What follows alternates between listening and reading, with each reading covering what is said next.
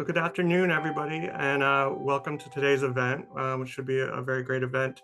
My name is Chris Weimer. I'm the director of the Center on Poverty and Social Policy here at Columbia University at the School of Social Work. The host of today's event, we also want to thank our co-sponsors for today's event, the Hamilton Project at the Brookings Institution, as well as the Russell Sage Foundation. I'm going to try to be brief, but we're here today to learn about and discuss Zach Parolin's new book with the Russell Sage Foundation, which is called Poverty in the Pandemic.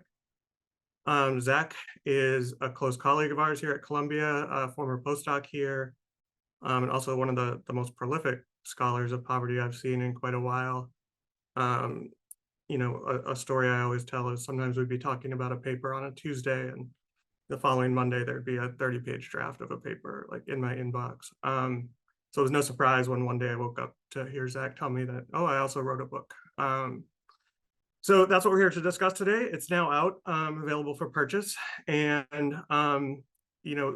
essentially Zach will talk about the content of the book, but it's really about what lessons we can take away from the COVID pandemic in terms of policy, but also the role of social policy in ameliorating poverty. The COVID pandemic obviously was first and foremost a public health crisis, but was also a major economic shock, where poverty really should have soared and skyrocketed, but instead we recorded some of the record lows in both poverty overall and child poverty in particular. And Zach will talk about that and associated work. That's all in his book.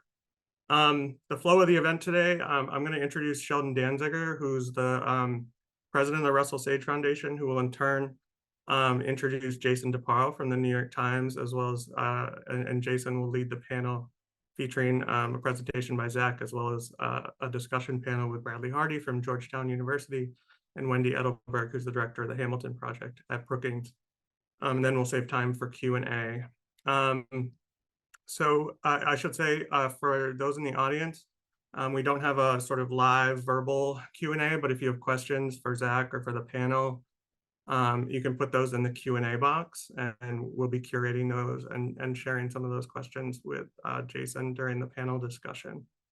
So without further ado, I will turn it over to Sheldon Danziger, who, in addition to being the current president of the Russell Sage Foundation, was obviously a leading scholar in the study of poverty and social policy. A former professor at the University of Michigan, led the National Poverty Center, has a number, too many to list out here, key books and seminal articles on trends in poverty, the effects of policies, a host of topics related to poverty and social policy. So it's very fitting that Sheldon is here and Russell Sage is publishing this book of Zach's. And I will turn it over to you, Sheldon. Thank you for joining. Thanks, Chris. I'm very pleased that the Russell Sage Foundation has published Zach Parolin's book, Poverty in the Pandemic. Zach obviously is part of a new generation of poverty researchers, and Russell Sage has for decades published books on related topics. In addition to publishing books, we make research grants on a variety of social science topics. We publish an open access journal. We offer visiting scholar fellowships for junior and senior faculty, and we have 2 new programs for early career scholars, one for assistant professors and one for advanced doctoral students, and the focus in both of these programs are on early career scholars from underrepresented groups. I'm delighted to introduce Jason DeParle of the New York Times, who has, over the last 35 years or so, distinguished himself as the nation's leading reporter about poverty and anti-poverty problems and social programs. His articles and books show a deep understanding of policy, as well as deep narrative based on his in-depth reporting. His 2 books, American Dream, 3 Women, 10 Kids, and the Nation's Drive to End Welfare, and A Good Provider is One Who Leaves, One Family and Migration in the 21st Century are models of linking journalism and social science. Recently, he's reported on the large expansion of safety net programs that Zach writes about, especially the expansion of the child tax credit.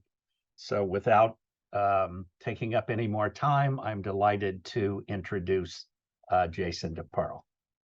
Thank you, Sheldon.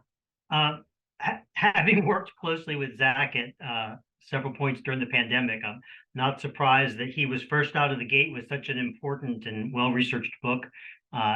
As Chris said, Zach is frightfully prolific. Some of us used our homebound hours during the pandemic to take up hobbies like baking, and Zach achieved statistical mastery over the social policy universe. You might think a day job creating a monthly estimate of the poverty rate would be enough to keep a guy busy, but all the dabbling in census files got him thinking, and one day, lo and behold, Zach had a unique data set on parental unemployment, sorted, of course, by major metro area. We collaborated on a story, and before I could get back to my peach cobbler recipe, it was Zach again. This time he had cell phone records that allowed him to analyze race and class trends in school closures for every school in the country. So dessert again had to wait. Zach's prolific output would be annoying if he weren't also such a nice guy. Over the past few years, he's cheerfully checked in from New York, Kansas City, Finland, and Milan. And 3 months ago, he and his wife, Minna, had the perfect child who, Zach assures me, already sleeps 10 hours a day in deference to her father's research schedule. Zach's written a scholarly book. It's empirical, it's nuanced, it's appropriately cautious, but the story it tells isn't narrow or modest. It's epic. It's the tale of a big, bold, utterly unexpected chapter in social policy that spared millions of people from severe hardship, and that may point the way towards a more economically secure society. When 20 million jobs vanished at the start of the pandemic, it seemed inevitable that the country would suffer soaring rates of poverty and hardship. Simply preserving the status quo seemed out of reach, and no one imagined the crisis would send poverty to record lows.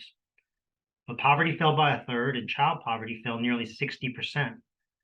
How that happened and what we can learn from it is the subject of Zach's book. It happened, of course, because policymakers spent extraordinary sums to fortify the safety net. They greatly expanded unemployment insurance, they mailed stimulus checks, they raised SNAP benefits, and they turned the child tax credit into a guaranteed income for households with kids. Those temporary measures have now expired, and as the Census Bureau reported last week, poverty has risen back to pre-pandemic levels. Advocates of a stronger safety net often say that poverty is a choice, not a fate. On the surface, this recent experience would seem to bear them out. Policymakers acted and poverty fell. But applying pandemic-era lessons to permanent policy is not just simply a matter of cut and paste. The politics are different, and the policy effects may be different too. Skeptics warn that aid that reduced hardship in the short term could, over time, unintentionally reduce work or marriage. It's vital that we understand what worked during the pandemic, what didn't, and what lessons that experience holds, both for future crises and also for the daily crisis that poverty creates among 40 million Americans. This book starts that conversation. Zach will begin with a brief overview of his work. We'll get reaction from our two eminent analysts, Wendy Edelberg at the Brookings Institution and Bradley Hardy of Georgetown University. And then we'll move to a broader discussion that I hope will include audience questions. You can submit them through the query button on Zoom. There's so much important material to cover here. We'll only touch on a small share, so I urge you all to read the book. Zach, the floor is yours. Thanks a lot, Jason, for the incredibly generous introduction. Thanks for the shout out to my 3-month-old daughter as well. Thanks to Sheldon and Chris for being here for the introductions, and to Bradley and Wendy as well. Really looking forward to your thoughts and our discussion to follow after that. So what I'm going to do is take about 15 minutes to provide a broad overview of the core arguments and core evidence base of this book. I'll warn in advance that it's not easy to summarize 300 pages and 300 pages and 3 years of work into 15 minutes. So I really am going to focus on some of the broad themes of the book.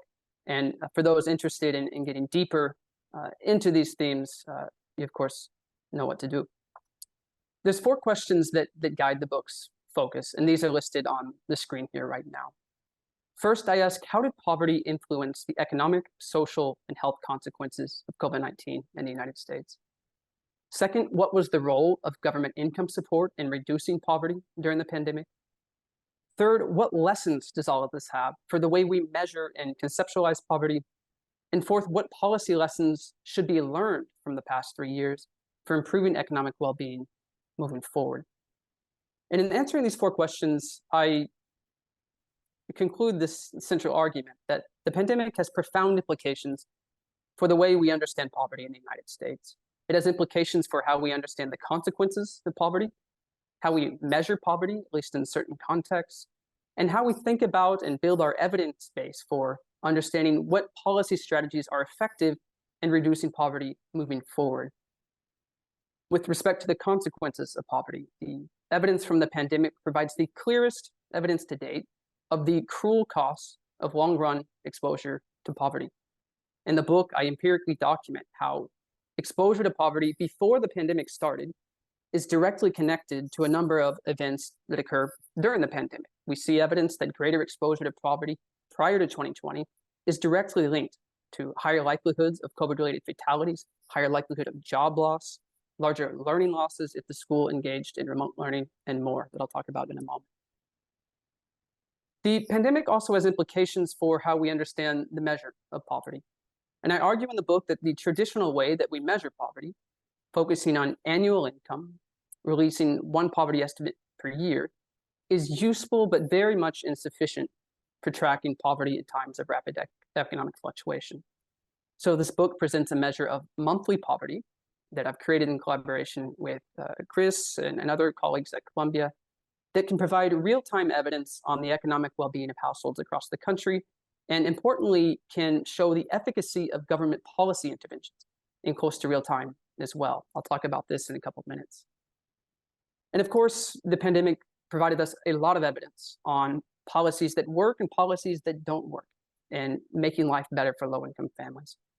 There were dozens of policy experiments implemented throughout 2020 and 2021, with lessons that can be cautiously extrapolated and applied, in some cases, toward our understanding of how to increase well-being moving forward. We all know about this expansion of the child tax credit that essentially provided unconditional cash allowance to most families with children in the US. We saw the largest expansion to access and generosity of unemployment benefits, the largest increase in education spending, and more that the book gets into. In terms of the data and evidence to support the book's claims and to answer those 4 questions I put on the first slide, I'll simply note that there's data and methodological annotations from dozens of different sources. Some are quite conventional, census-administered data, others a bit less so. Jason mentioned the cell phone data used to produce measures of school closures and childcare closures that the book talks about, anonymized credit and debit card data, and more. But I want us to pause for a moment and think about this concept on the screen here. How do we think about poverty, and how should we think about poverty in the context of something like the COVID-19 pandemic? So typically when researchers like me think about this concept on the screen, the way I would think about it is this point in time snapshot of whether a family unit or a household has sufficient resources to meet its basic needs. In other words, viewing poverty as a point in time indicator of well-being. And this is what produces the poverty rate that we measure across time, across groups, across places. And this perspective on poverty is important, but also incomplete in accounting for families' experiences of poverty in the context of COVID-19. So what I do in the first chapter of this book is put forth 3 perspectives on poverty that I argue ought to be studied simultaneously for providing a more complete account of poverty and families' experiences with it, from 2020 to 2022. And I argue as well that this has relevance for how we think about poverty outside the pandemic as well. I'm going to go through these three perspectives on poverty one at a time, and I'm going to present a little bit of data and some of the evidence that the book touches on related to each one. And we'll see how they factor in regard to talking about well-being during the pandemic. The first perspective is poverty as a risk factor, or this idea that poverty can act as a pre-existing risk factor that increases the likelihood of experiencing a life disruption like job loss or a health event. In the pandemic, we can see this rather clearly when we look at health outcomes. We can see how someone's poverty status prior to the pandemic affected their COVID-related health outcomes from 2020 onward. The two figures I put on the screen here are county-level poverty rates on the x-axis, in COVID cases per capita on the left, and COVID deaths per capita on the right. What you see, this is county poverty rates prior to the pandemic. And what you see is an upward linear sloping line, suggesting that just knowing the county of the poverty rate when the pandemic hit is a very strong predictor of COVID cases per capita and COVID deaths per capita. In fact, the highest poverty counties in the US had a COVID-related death rate that was twice that of the lowest poverty counties in the US. And if you need a reference point, this is comparable to the gaps between high-income Luxembourg and low-income Romania in the European Union. This is county-level evidence. The book also gets in and shows that this exists at the individual level as well, that experiencing more poverty prior to the pandemic made one more vulnerable to the health consequences of COVID-19. Poverty as a risk factor in this case. We can think about this through the lens of employment as well. I show empirically, using the panel component of current population survey in the book, that entering the pandemic in poverty was the strongest predictor of job loss. There was a lot of research attention and media focus on demographic-based differences in the early months of the pandemic, focuses on parenthood, gender, age, race, ethnicity. And these are, of course, important and need to be understood. But I argue that stronger than any of these demographic-based indicators, in terms of predicting the likelihood of job loss, is simply the economic situation one inherited when the pandemic began. I show empirically that those who went into the pandemic in poverty had 3 times higher the rate of unemployment in April 2020 relative to those well above the poverty line. And they were also twice as likely to have lost a job in the initial months of the pandemic, again, compared to those further up on the poverty line. This is poverty as a risk factor, in this case, increasing the likelihood of facing a health or employment challenge in the pandemic. But poverty can also act as a stratifying feature that moderates the short and long run consequences of a life disruption. In other words, it's not always poverty that makes one of those life disruptions more likely, but when the life disruption occurs, it's nonetheless the lower income households that have the hardest time in coping with that disruption. School closures are a great example of this from the pandemic. First, I want to acknowledge that measuring school closures in the context of COVID-19, it was not an easy thing to do. There is no centralized, federally run database available on which schools are open or closed.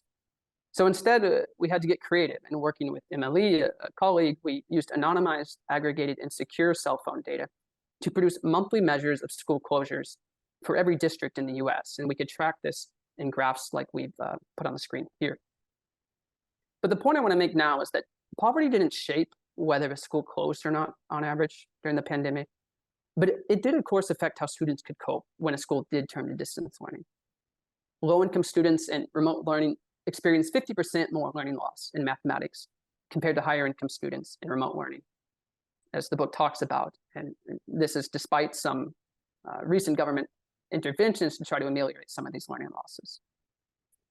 That is poverty as a stratifying feature that, again, moderates the consequences of facing a life disruption. But I want to spend the rest of my presentation talking about this third perspective, which is poverty through the lens of current resources, or this idea that poverty is the immediate state of lacking adequate resources to meet basic needs. This is the poverty rate, in short. But the standard way we measure poverty and produce a poverty rate is not fit for the context of the pandemic. The standard way we measure poverty is like this on the screen. We produce one measure of poverty per year. We're measuring income received over the prior 12-month calendar year. And that poverty rate is released usually 9 months at the end of the calendar year. For example, it was last week when we got the 2022 poverty estimates. That's in September 2023 when we learned this. Now, there's no replacement for the quality of the Census Bureau's annual poverty estimates, but there are times when we need more frequent measures of poverty to be able to inform government policy actions. And that's what I produced in collaboration with my colleagues from Columbia. The monthly poverty measure that the book talks about produces a measure of poverty each month. It focuses on the income received in a given month, and we can produce it in what we call close to real time. So 2 weeks at the end of a month.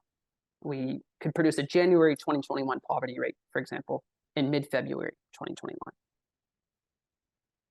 Here's an example of the monthly poverty trends on the screen here. This is from January 2020 to January 2022.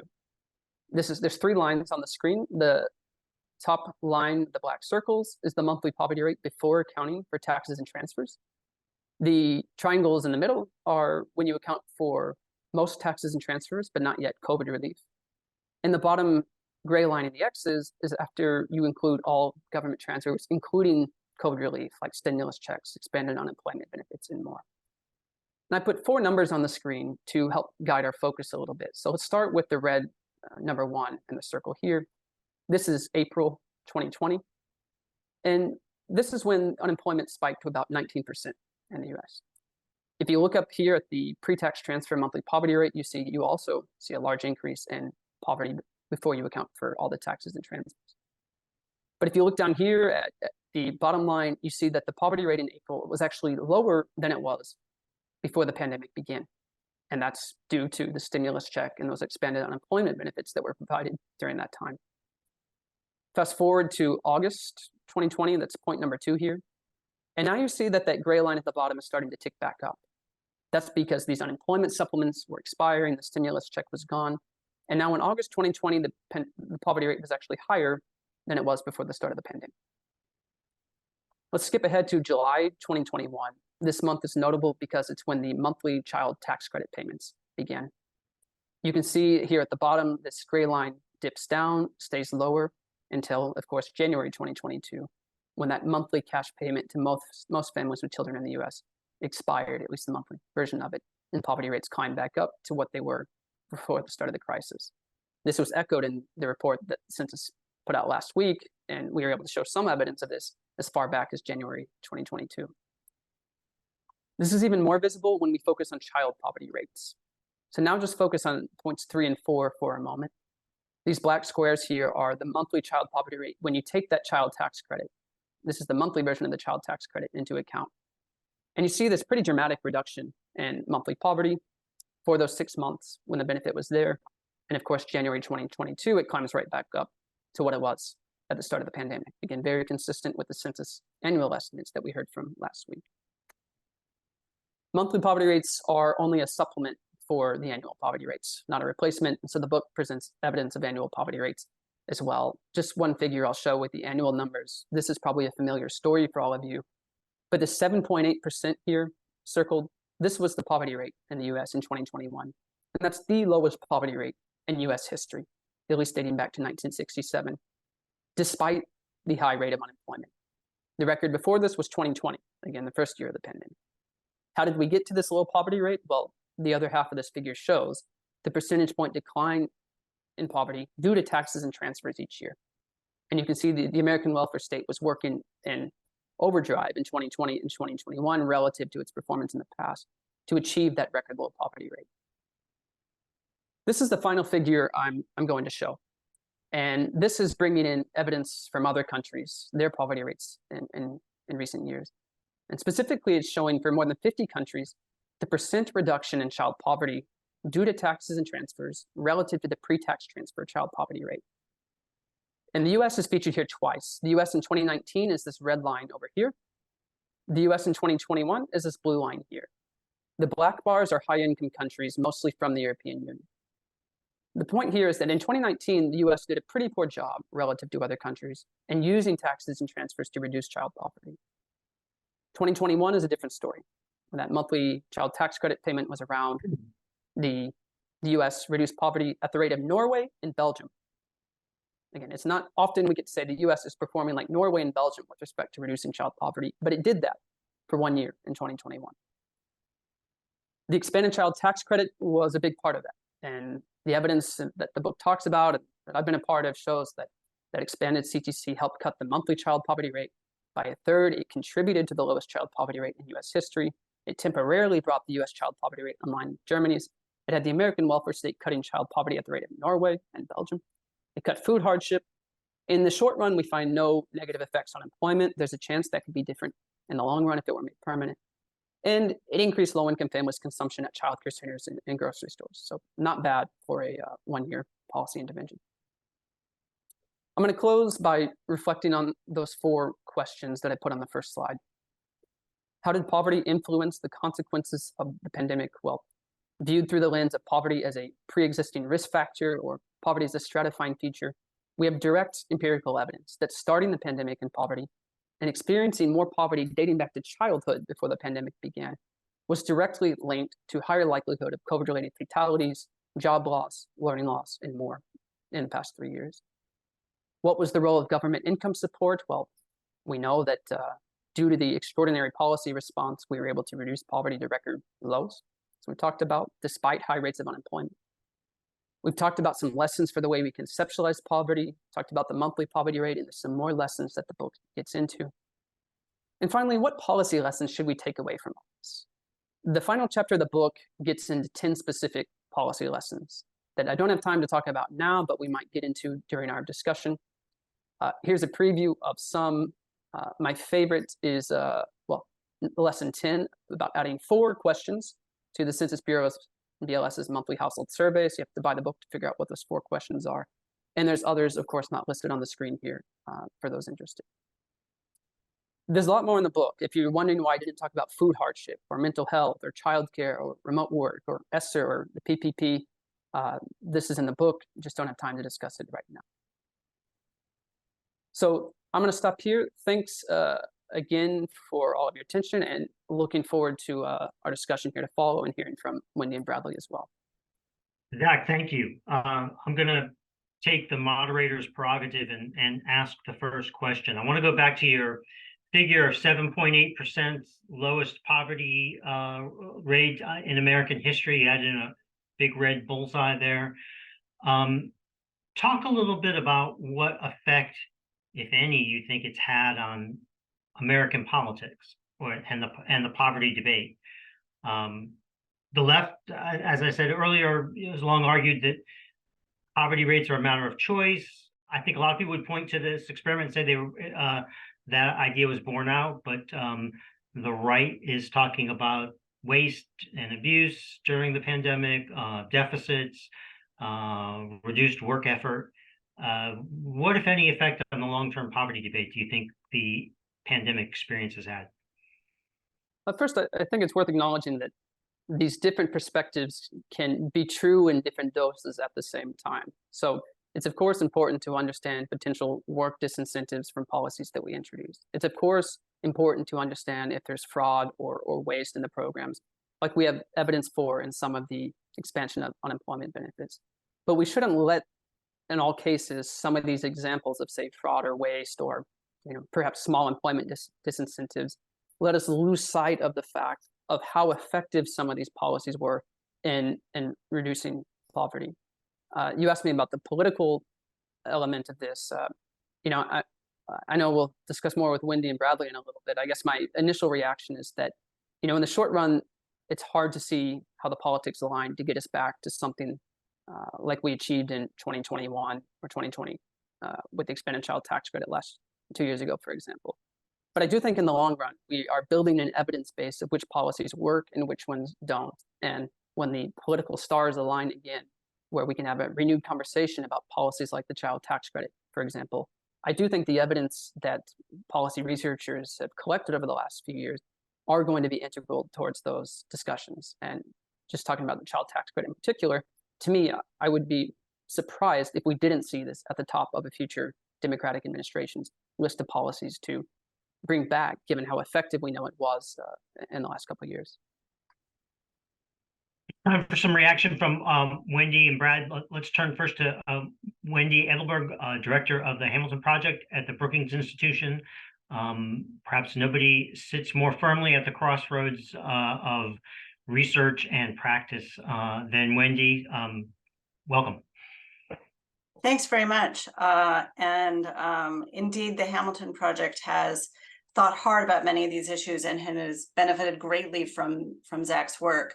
And we are thrilled to be co-hosting this event and showcasing the important findings in Zach's new book. So I think he does an excellent job of identifying lessons that can carry forward from what turned out to be a very successful experiment in reducing poverty. When the pandemic hit, I, like so many other people, was enormously worried that the economic disruption would sharply increase poverty rates and hurt those who are most vulnerable. Overall, we have a lot to be thankful for. Just echoing what Zach laid out, lawmakers came together to pass ambitious support packages, and that successfully protected the most vulnerable people from many of the worst economic effects of the pandemic.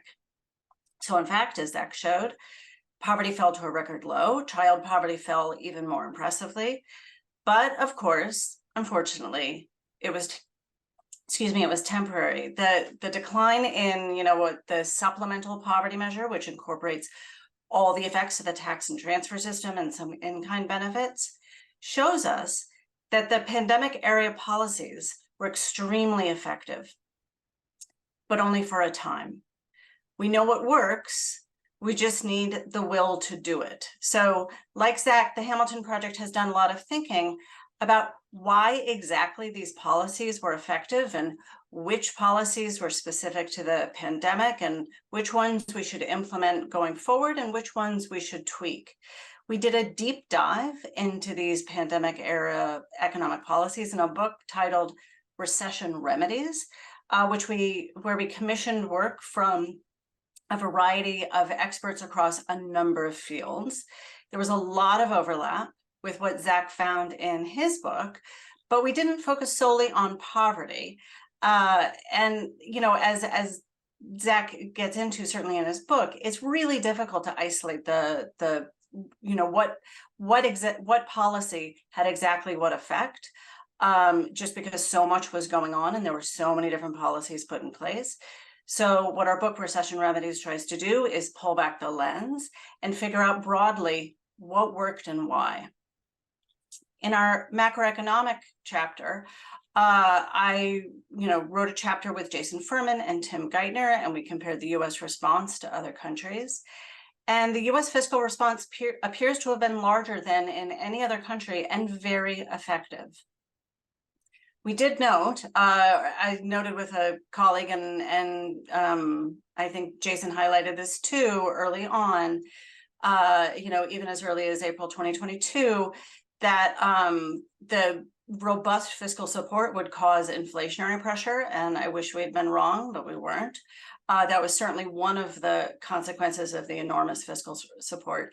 But let's not let this scare us off of robust fiscal support during downturns. We just need to get more specific and more targeted. Macroeconomic support for an economy deep in recession with many underused resources can provide enormous benefits and have very little effect on inflation. But as the economy gets closer to capacity, what we learned is that we just need to be more targeted in fiscal support. But my hope is that policymakers don't take the wrong lesson from the past couple of years and think we have learned that we did too much and we should simply provide less fiscal support just as a knee-jerk reaction in the next downturn. So speaking specifically about unemployment insurance, the authors of that chapter in our book came to some very important conclusions that should be carried forward. First, they find that UI expansions were highly progressive and they offset income losses and delivered the most benefit to lower income workers. Second, UI benefits provided a powerful stimulus to the macroeconomy by boosting consumption. That wasn't most important early in the pandemic, but it will certainly be important in future recessions. Third, work disincentive effects from UI benefits were small during the pandemic, especially when compared to history. This was even true as the labor market improved. And fourth, Congress increased access to benefits for workers on the margins of the labor market, and there is no clear evidence that greater work disincentive effects for them than for any other workers. I think we clearly learned that UI would be much more effective if it were far more broadly available. Lastly, and unfortunately, we learned that the administrative challenges were really costly and slowed things down.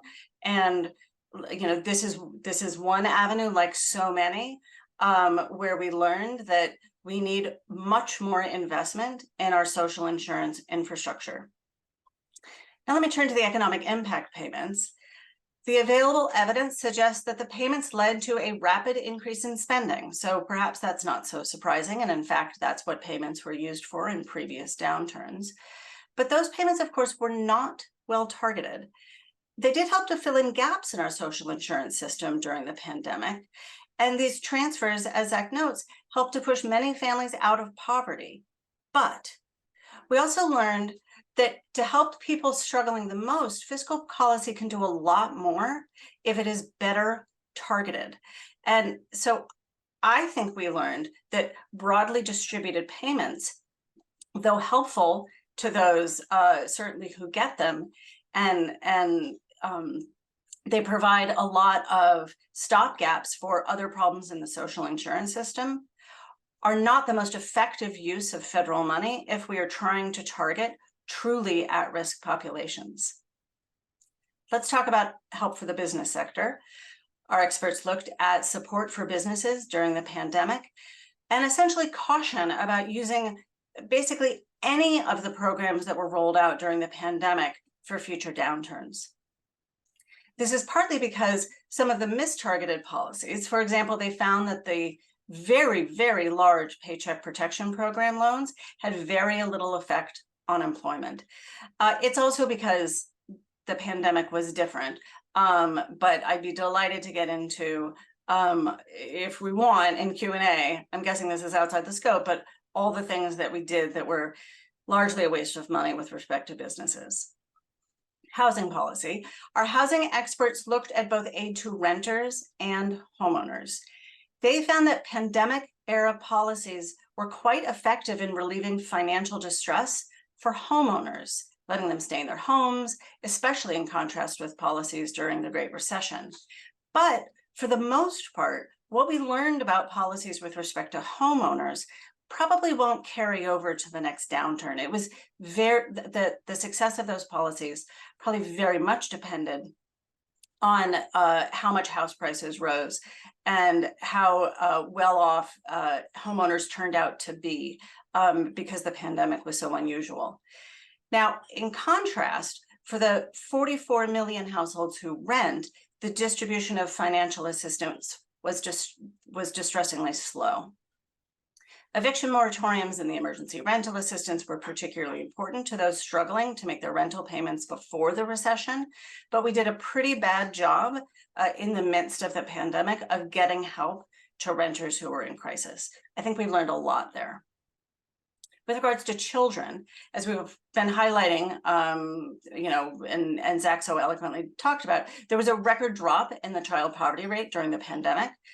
It has unfortunately since reversed. The experts who looked at children's well-being during the pandemic attribute that not only to the child tax credit, but also to all of the other cash and near cash transfers. But they also find, just very specific to the pandemic, that aid for child care centers was important, but it came too late to prevent damage in that sector. And indeed, with funds expiring for that sector next week, we should know that there are more shoes to drop in seeing some of the effective programs put in place, seeing how those expire. We're going to continue to see increases in distress among vulnerable households. The increase in poverty rates that we saw from 2021 to 2022 is very sadly not the end of the story, as the support for the social insurance system continues to drop off. So other chapters look at aspects like monetary policy, state and local governments, the use of non-traditional data. I won't get into those. I encourage you to look at the book. Let me just reiterate the huge impact on poverty. If Congress had not enacted relief for families. Estimates predict that the supplemental poverty measure would have increased to 13%. Instead, it fell to 9%. For some demographic groups, the reductions were even bigger. I completely agree with both what Jason and Zach have said. Poverty is a policy choice. During the pandemic, we were trying to build a ship during a storm. But now that the worst of the storm has passed, we can be more intentional about building a strong social insurance system that supports our most vulnerable and is ready for the next crisis. Of course, with regards to the child tax credit, the political calculations have changed without the pressure of a crisis looming over policymakers' heads, with concerns about inflation, with polarization, all that stuff. But there are some no-brainers here. One of them is expanding access to the child tax credit. Even if we aren't able to get support for a fully refundable child tax credit, there is room here for compromise. And on our website, I have proposed a partially refundable child tax credit that would still make a huge difference for low-income children while responding to some of the main concerns about expansion, including the effects of an expanded child tax credit on labor supply. And finally, let me end with a shout out to automatic stabilizers. At the end of his book, Zach references another Hamilton Project book, Recession Ready, not to be confused, as I almost just did, with Recession Remedies. And we talk there in that book about the benefits of automatic stabilizers. Bulking up our automatic stabilizer system means that the right help for families will be in place, even if policymakers don't have the willingness to act in the midst of a crisis. That also creates more certainty for families, which helps not just in a crisis, but also helps families and businesses plan even long before a crisis. That makes our economy stronger. And finally, I'll say, alleviating all poverty in the US and getting everybody outside of poverty and just above, so still in being financially vulnerable, but at least out of poverty, is not very expensive. It's only $175 billion, which is very small in the context of a very rich country. So I hope what we have learned is that the price tag is not very big and we know what to do. Wendy, thank you. Two of the topics that Zach spends a lot of time on are income volatility and racial disparities. Both happen to be matters of expertise for Bradley Hardy, an economist at Georgetown University, and he's our next speaker.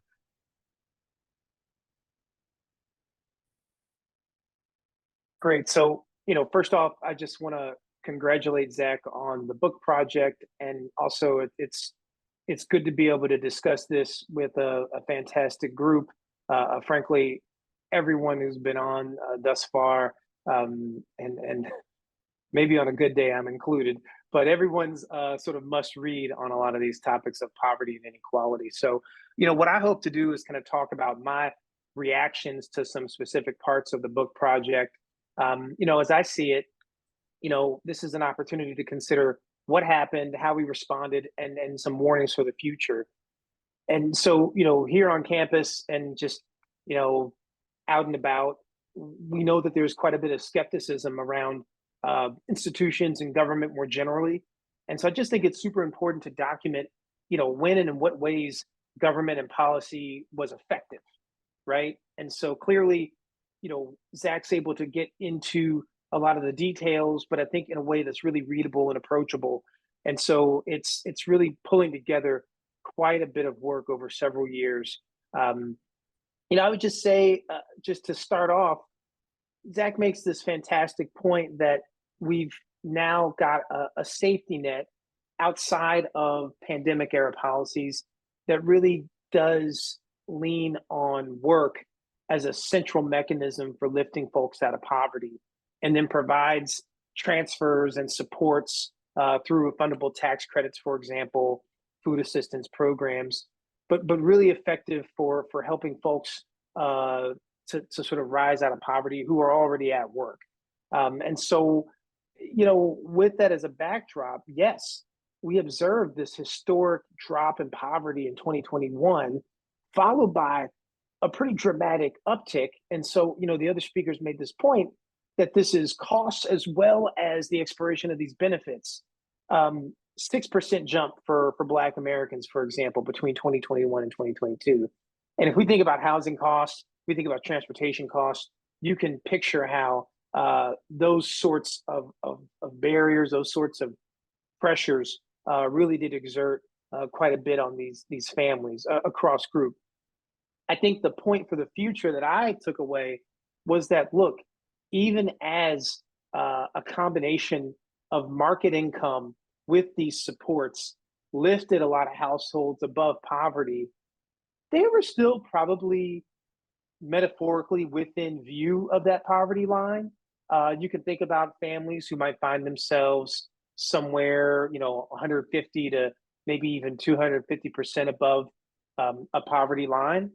So they're better off, but there's still that risk. There's still that precarity, right? And this is really reminiscent of the project from the United Way, the ALICE project, asset limited, income constrained, but still employed.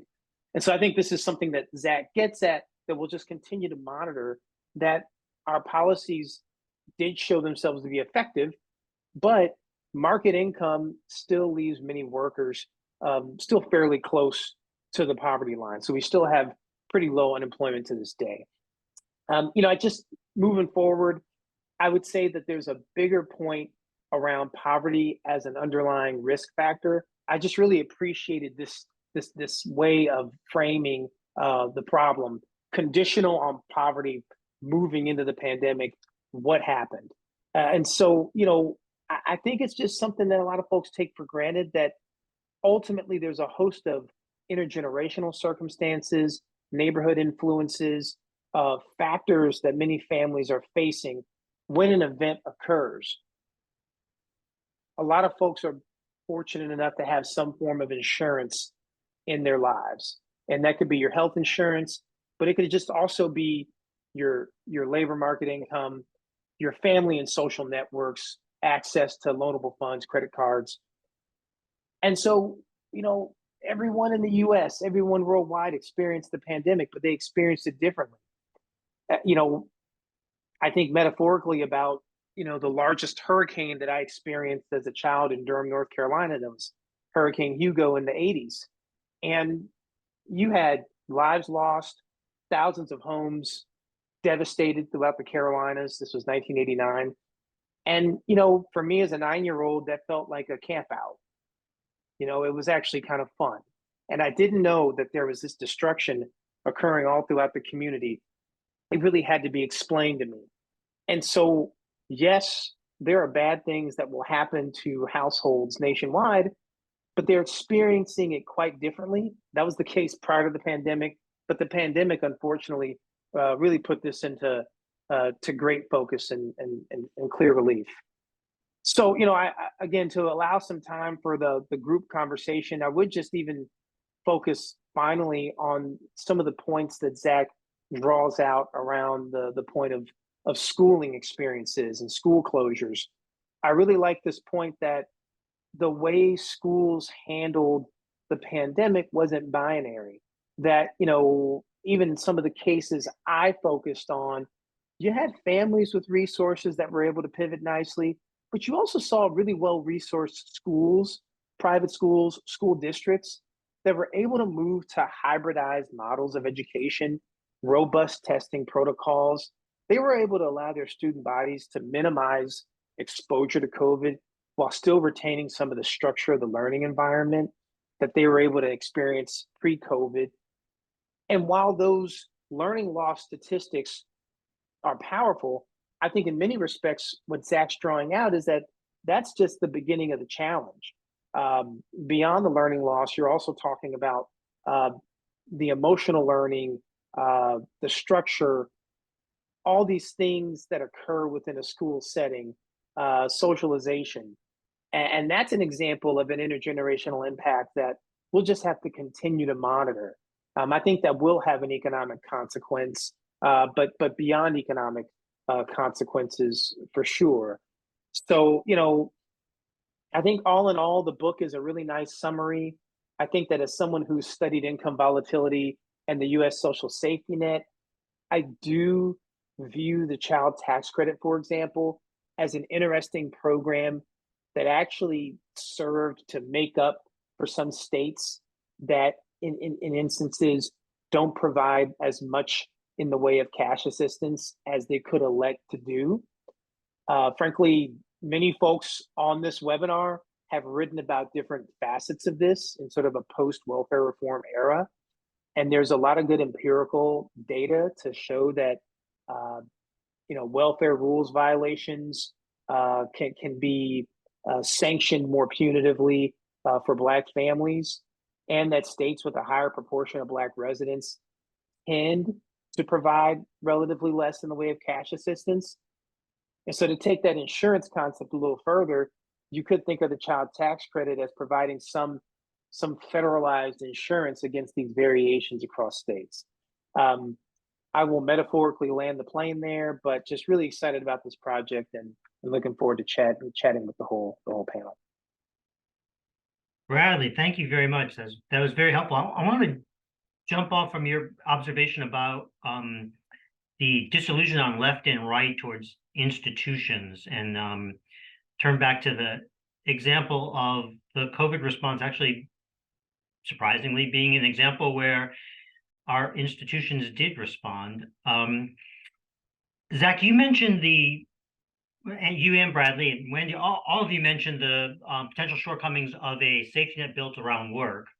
Let me be devil's advocate and sort of pipe in from a conversation maybe at AEI and say, I think your argument would be that the pandemic showed the weaknesses of a work-based safety net or would some advocates of a work-based safety net say, on the contrary, it showed that if there's a real emergency, our institutions are able to step in on a short-term basis and not abandon people who are without work. Well, Zach, why don't you take first crack at that, and then Bradley or Wendy, if you want to jump in.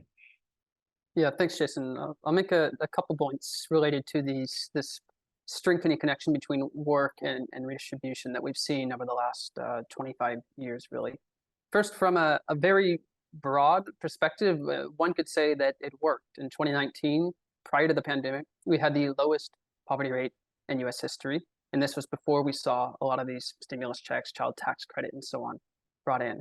That worked in the sense that unemployment was low and the earned income tax credit and other work-based transfers were doing their job and essentially providing a lot of support for those who had earnings that were just right around, just under the poverty line.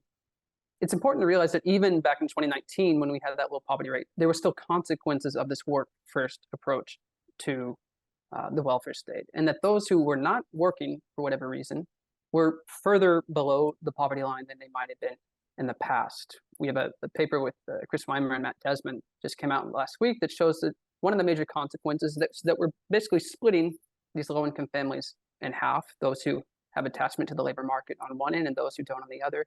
And there's been severe consequences that we can document for those who haven't been able to hang on to the labor market as a result of this shift towards a work-based safety net. Robert Moffat, Hillary Hawaiians, many others have shown this in the past as well. In terms of, is that a concern given that we created this new infrastructure during the pandemic that eventually got poverty rates down? I think one of the lessons to take away from March and April 2020 is, sure, the US is capable of reacting quickly, but there were a lot of holes in the welfare state at that time due to the lack of preparation and due to the lack of the institutional building that could have occurred prior to then.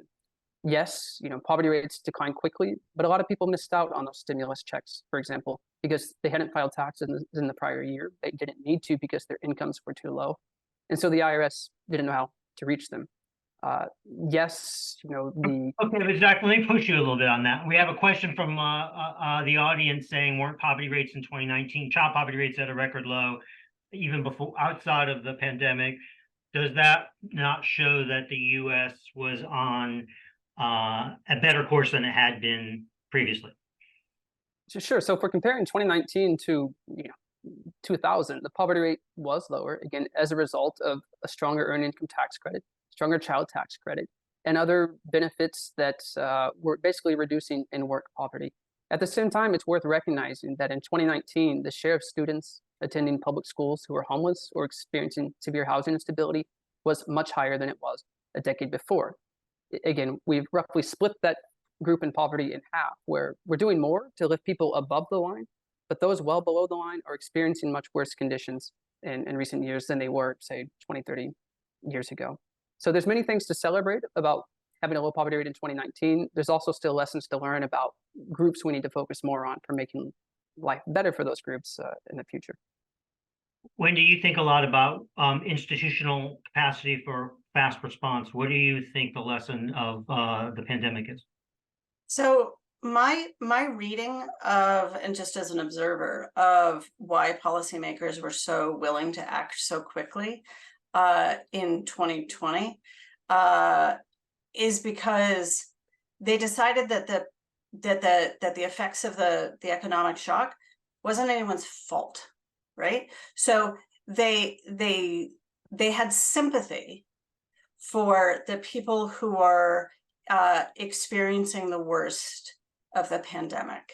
While that created a really fast response and bipartisan support, and that makes me super happy, it kind of grosses me out that the reason that they were able to do that is because they felt sympathy, like in a way that I think in 2008, when you think that when the fiscal response was underpowered, policymakers were just, taking up a whole lot of mental energy about who they should or should not feel sympathy for.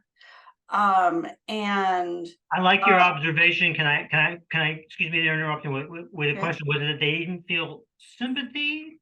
I think that might have been part of it, or was it also that a broader sector of society was implicated, so that it wasn't about necessarily the poor, it was about lots of people? Oh, perhaps, but I mean, the housing crisis affected millions and millions and millions of people. No, I'm talking about the pandemic. No, I understand, but I'm comparing it to the 2008 Okay. to the 2008 crisis, Okay. where there were pretty broad effects. Now, and very quickly after March of 2020, we were talking about when the floor fell out from under us. We were talking about a K-shaped recovery, and that a lot of people were actually, doing okay, and yet those, there was the level of sympathy for those who were feeling the worst of the economic effects of the pandemic, I think, was still quite strong, and so with regards to I think that that has some relationship to how policymakers think about work requirements or work-based programs. What they are basically trying to determine is whether or not, what the language of that is about is partly, do I have sympathy for this family in distress, or do I actually think they're not sympathetic and they should pull themselves up by their bootstraps? And so first, I just want to distinguish between work requirements and work-based programs. Like, work requirements are just, I think, nothing but bad. Something like the EITC, which is work-based in a sense, but it's pretty straightforward to show that you have income, or the child tax credit, where it's based on your income. So policymakers will say that they have that the reason to create incentives that way is because work is increasing incentives to work, and getting people working and getting people attached to labor forces is a very high priority. Okay, that's all well and good, but I think we need to get that trade-off recalibrated. I am willing to believe that making, if you make somebody financially desperate, you will increase their probability of working. But I think then saying, I think that's the wrong calibration.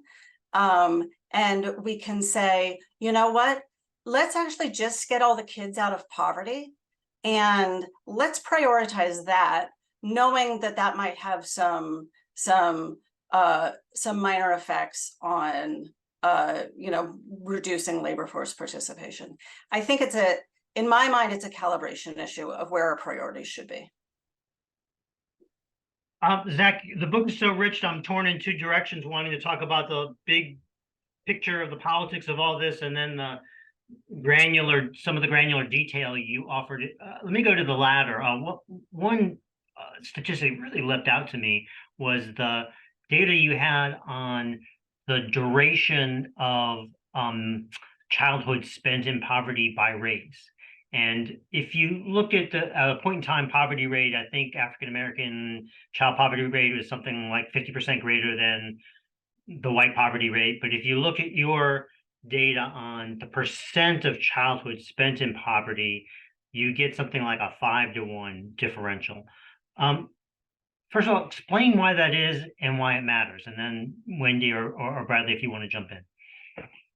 Sure. So I'll start in reverse order. Why it matters is particularly in the context of something like a pandemic where life disruptions are happening at rapid speed, is this fact that greater exposure to poverty from as early as childhood has these accumulating consequences that linger throughout one's life. They affect children's performance in schools early on. They affect the likelihood of graduating high school. They affect the likelihood of going to college. They affect health. They affect a number of outcomes that pile up and start in early childhood. So the fact, and again, in the book, I can use a source of panel data, like panel study of income dynamics, to show that exposure to poverty as early as childhood is directly linked to some of these adverse outcomes in 2021. Why don't you just give the statistics so the audience can understand the context of your comments? Yeah, sure. Let me pull up the book to make sure I get the numbers right. If we talk about share of childhood in poverty, let's just focus for Black individuals who were in poverty in 2019. They had spent an average of 57% of their childhood in poverty. Compare that to 57%. That's for Black individuals who were in poverty in 2019. Compare this to a white individual who was in poverty. When we view this through a cross-sectional approach, we typically treat these people as the same in poverty, both of them. The Black individual spent more than half of their childhood in poverty. The white individual in poverty in 2019 spent about 20% of their childhood in poverty. Poverty is not the same for these two people in a cross-sectional perspective when you consider what they've been experiencing from their childhood onward. And the standard estimates and cross-sectional focus on poverty that we have is important. Looking at resources to needs is important, but it misses a lot of this in ways that can be consequential when we talk about outcomes like health and so on. Even if we focus on the groups not in poverty, Black individuals who were not in poverty in 2019, according to the PSID, still spent 1/3 on average of their childhood in poverty, compared to 7% for white individuals. Why is that? Well, we have a pretty large evidence base on this. I know there was one question focused on structural racism. Chapter 2 talks a lot about the evidence of how race and policies that are less generous for out-of-work individuals in particular go hand in hand. Perceptions of who receives social assistance benefits, even when they're wrong, strongly affect perceptions of whether benefits should be made more generous. Bradley talked about TANF earlier and some of the work that he and I have both shown, and how states with larger shares of Black residents spend a smaller share of their TANF resources on cash assistance and more on family formation programs. All of this combined with the country's history of racial discrimination get you those disparate experience of child poverty that I just mentioned, and they matter for a number of obvious reasons. Bradley, were you surprised at the degree of the size of the disparity, or what was your reaction to that? Well, I think my reaction was just an appreciation of a clear way to depict these dynamics. And while a lot of scholars maybe appreciate the dynamics, in and out nature of exposure to poverty, exposure to low incomes, I think that oftentimes the discussion can lead towards sort of characterizing poverty as a permanent state. And in fact, what's happening is that families are oftentimes moving into and out of poverty status or even near poverty status. And, for me, it linked back to some of the work I've done, but some of the work I've been able to cite, thinking hard about intergenerational consequences, the timing of poverty spells and how that could affect subsequent post-secondary education, for example. We tend to think about that as a choice. And frankly, the US is fantastic in the sense that we have such a broad constellation of post-secondary institutions that people can access. But nevertheless, it's not costless. And if you have these other barriers occurring economically, it can really create a challenge. And in those years, for example, even leading up to high school graduation, pretty consequential, right? So I just thought it was an important way of laying out that these spells matter. I'll say, Jason, one other brief point. I really like Wendy's prior discussion about the politics, and another way of putting it is that I think this was a relatively high salient, low complexity issue, and the political scientists use this terminology, right? Like, in other words, people don't experience the world nationally or even on a state level. You think about your neighborhood, you think about your local context. And so, a lot of policymakers are insulated from a lot of the challenges. There's a lot of economic and racial segregation in our cities. But, you were able to see that your coffee shop, your dry cleaner, your restaurants, they were actually physically shuttered. And so, you rely on a frontline workforce, whether you know it or not. And to be able to observe that in real time, I do think that made it, in some respects, a low complexity problem. And then you can think about some of the consequences. I think we're concerned about some of the inefficiencies and how various aspects of the pandemic policy were implemented. But I think that this is sort of another way of saying what Wendy was talking about. I love that. High salience, low complexity. Actually, when you were talking, what jumped out to me that I hadn't quite put into focus before was that, while this was an epic exercise in poverty reduction, it wasn't really intended, at least it wasn't a poverty, it was a pandemic response for the society. It wasn't a poverty innovation. And that's probably really important to keep in mind for the politics of the future. Let me go back to the idea of work again. The child tax credit is, I guess, the policy star of the interventions, and enormous attention has been paid to it. But Zach, you spend a fair amount of time, importantly, on the unemployment insurance, and you distinguish between two. Well, number one, you show that the expansion of unemployment insurance was extremely important during the pandemic, and you distinguish between two kinds of interventions. One that you think had a much greater impact and holds more promise for the future. Why don't you talk a little about that? And then Wendy, would you give some thought about reacting to that? Yeah. Yeah, so just in broad terms to make sure we're all on the same page here, there were three major reforms to the UI system, two that I'll talk about more right now. One was an expansion of the generosity of benefits. Back in 2020, after the CARES Act, we had 4 months of $600 per week federal supplement to UI benefits. The other big component was the expansion of access. And this is what I want to talk a little bit about. I think it's a bit underappreciated in policy dialogue around UI changes during the pandemic. There was a lot of focus on the $600 a week, later $300 a week benefit supplement, a lot of focus on what went wrong in terms of individuals' inability at times to access UI systems. But one major thing that went right that we should learn from, and that I argue in the final chapter of the book, is that PUA, the expansion of access to unemployment benefits for individuals who don't normally qualify for these benefits due to inadequate work histories, inadequate earnings, and so on. And just to put some numbers around this policy shift, at the peak of the Great Recession, the best evidence we have suggests that about 40% of unemployed adults had access to unemployment benefits. The peak of COVID, the best estimates I've seen recently put that between 80 and 90%.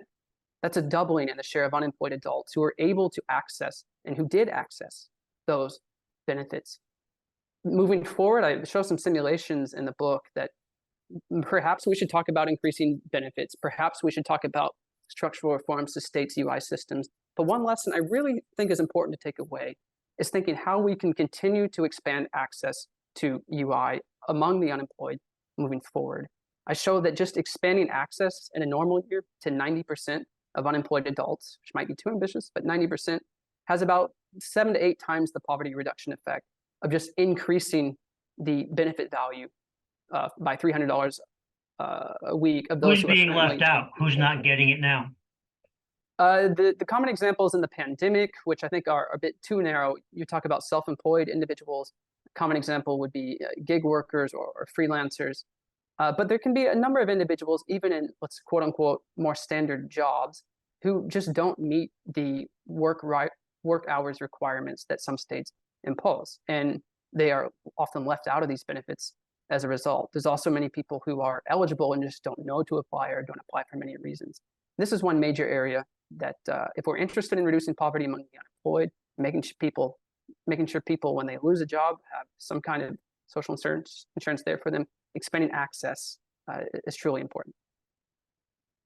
Wendy, Zach just said that fewer than half, in normal times, fewer than half of people who are unemployed can get unemployment insurance. Is there any prospect that the lessons from the pandemic, the example of the pandemic, will change that? And what are the political impediments to broadening unemployment insurance? Yeah, I completely agree with Zach that the expansion of access to the unemployment insurance system was hugely beneficial. And we actually learned a lot as observers of this system around that expansion. One of this population that Zach's talking about of who doesn't have access in normal times, a lot of those folks have basically less permanent attachment to the labor market. They're either working fewer hours or they're going in and out of jobs, and so they don't have the work history. And whenever it was suggested before the pandemic about expanding the UI system to people like that, the concern was that those people already had less attachment to the labor force. And so by giving them unemployment insurance, if and when they lose their jobs, you will, the incentives for them to not go back to work, basically the negative work incentives of UI, will be much bigger for this other population. So basically, they will be much more sensitive to any kind of negative incentive not to work because they've already shown themselves to not have a permanent attachment to the labor market. What we learned is that concern doesn't really hold water. We learned that to the degree that unemployment insurance did have negative effects on people's incentives to get a job if they were offered one or search for a job, basically negative labor supply effects. We learned that those negative labor supply effects were no larger for this new population that had gained access. So they were just as likely to take a job if offered one. And I just got into like economics without trying to use any actual economics jargon. So hopefully that made sense. The other thing that I'll say is just again, go back to this whole thing of like, yes, work is important. There are all sorts of benefits to an individual working, not just their income. I believe that literature that shows that work has value, but I think we just need to recalibrate how much we prioritize people working versus how much we prioritize them being financially stable. That said, just to go back to the proposal that we put out on a partially refundable child tax credit, there are ways to create something like a child tax credit that actually both gets more people out of poverty, is more generous to the most vulnerable, and increases the incentive to work. So this, these are not unanswerable problems. Thank you. Bradley, I want to, we've gotten questions from the audience about structural racism, about deep poverty, and about how to get some of the lessons from the pandemic into the broader political conversation. Let me try to package those into one question that I'd love for you and others to react to. The pandemic may not have been, the assistance may not have been designed exclusively to address poverty, but the experience of the pandemic was certainly a lesson both in the risks of poverty and in the ongoing racial disparities in society. What, if any, lessons do you think will be taken forward from that? Have they, or Will there be some effect of that on the politics long term, or do you think it's gone? Yeah. Well, I mean, in part, you saw a whole host of inequities across job type, frontline versus jobs that could transition more to virtual setting, and then also, just place, geography, and then race. So you saw these sorts of impacts even within a metro area where these disparities were shaking out. So, I think the economic policy link that I see for lessons from the pandemic would be around this notion that we have had a history of US federal policy interceding at times where state and local policies were ineffective for whatever reasons. Maybe just sort of in a standard fiscal federalism standpoint, states are simply unable to do the job on their own. That's why we pool resources. But in other cases, maybe we just think that there is a federal imperative to create kind of an income floor. So I think with that, one lesson is that we can intervene and provide some robust income support. Again, administrative burdens and barriers to using the tax system notwithstanding, you have to think about the alternative. Sometimes there can be a whole host of biases that families face when they interact with a caseworker. So yes, the tax system has its costs in terms of using that as a mechanism, but you want to think about what the comparison is. And so, not to paint with a wide brush, but I do think this was an opportunity to learn that we can be effective here, moving forward through programs like CTC. So it's not everything, right? I don't want to suggest that the child tax credit solves structural racism, but no, I think that income is not everything, but it is helpful. Thank you. Zach, I want to be a conduit from a member of the audience, Anthony Barr, who asks this very well-phrased question. A common talking point on the right is that COVID-era relief policies were designed and understood to be temporary, and so the lack of a negative short-term impact on employment shouldn't be taken as indicative of what would happen if these were designed and understood by the public to be long-term. Are there any counters to that claim in your evidence? Yeah, thanks, Anthony, for the question. I think it's an important point that when the largest conversation around work incentives right now is probably related to the child tax credit. And some of the reasons Congress was fearful beyond the macroeconomic effects at the particular time when this was being discussed was due to potential disincentives for work. The evidence from 2021 suggests, multiple studies now, that there were no, on average, negative employment effects of the temporary CTC. But Anthony makes a great point that this was designed as a one-year policy intervention. And if this were made permanent, there's a strong chance that the labor market consequences could look different. So two thoughts. Number one, no, I'm not in a position to say that's wrong. I think this is a potential outcome, and it's something that we need to be ready to understand and ensure that the policy is calibrated in the right way to not disincentivize work to the extent that it offsets some of the, or let's say most of the poverty reduction effect. But I'll say one point on this, that I think fairest simulation that I've seen in terms of what a long-run CTC could do for employment still suggests about a 30% reduction in child poverty, even after accounting for some parents dropping out of the labor market. I think Wendy put this really well earlier, that we need to calibrate what our values are in a sense of, are we willing to accept in that long-run situation some parents dropping out of the labor market to, say, spend time with their 3-month-old children or do other things at home? Are we willing to accept a little bit of that if we still see pretty dramatic reductions in poverty? I think particularly in a country without a guaranteed paid leave policy, we should probably be willing to accept a little bit of that. But again, this is a place where normative judgments of what a policy ought to do come into play, and there's not one answer I can give that's going to fit for everyone here. I would say, based on my reading of this, that we should be willing to accept a little bit of job loss if we're still seeing dramatic reductions in poverty. There's so much we haven't covered. There's learning loss. We got a lot of questions about deep poverty. We got questions about the role of assets as opposed to income. We haven't touched at all on rental assistance, which was another big part of the pandemic response. But I want you all to switch for a moment from being analysts to imagine you're political actors of some sort. You're members of the Senate or senior officials in the White House or president. You have one thing you can get done. What would you do? I mean, I know you want to do unemployment reform and you want to pass the child tax credit and you want to provide rental, and you want to do a lot of things, but sometimes politics is about making choices. So let me start with Wendy, go to Bradley, and give Zach the final word.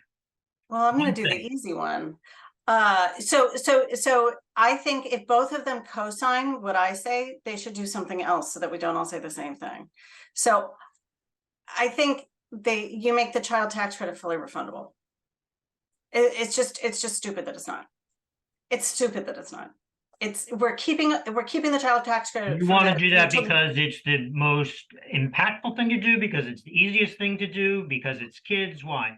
Because it gets the most vulnerable of the population, which is children in poverty. It's not very expensive, particularly if I'm willing to actually make the overall child tax credit a little bit less generous.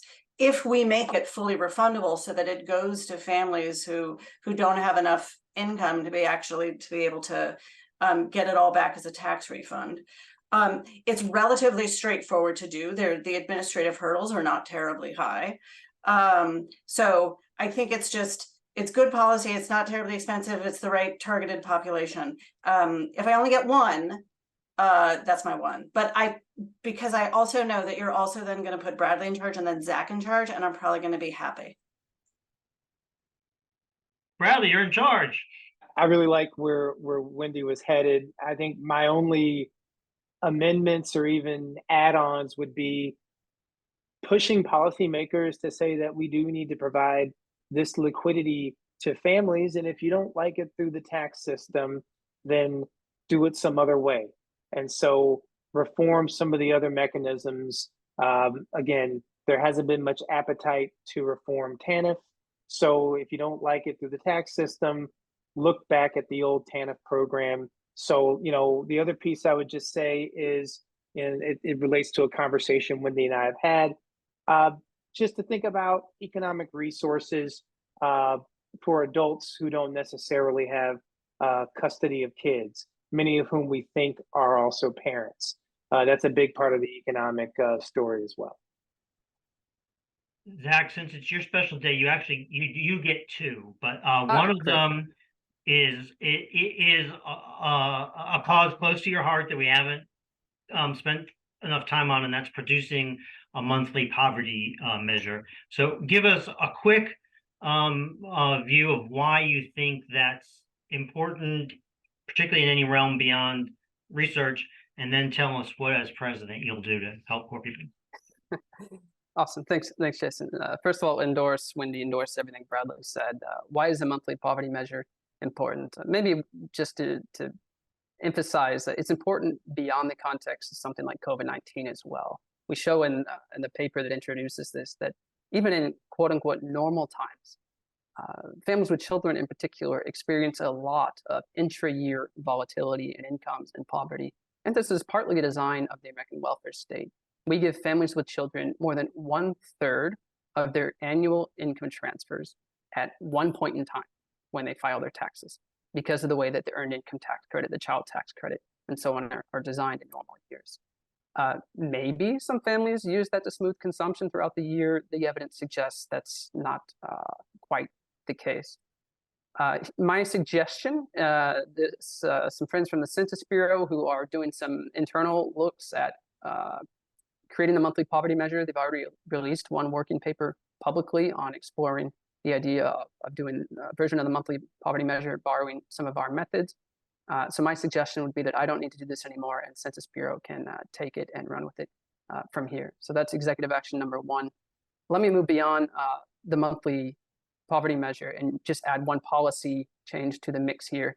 I'll try to not talk about the child tax credit and instead mention thinking about how we can reform the Paycheck Protection Program moving forward to better serve the needs of workers when the next economic crisis hits.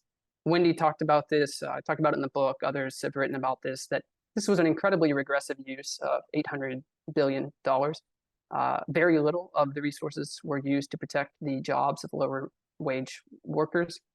If we had thought about this, 10 years earlier when the Great Recession hit and learned the lessons from other countries, we would have built the infrastructure to administer this more properly, perhaps even turn it into a short-time work sharing scheme that can subsidize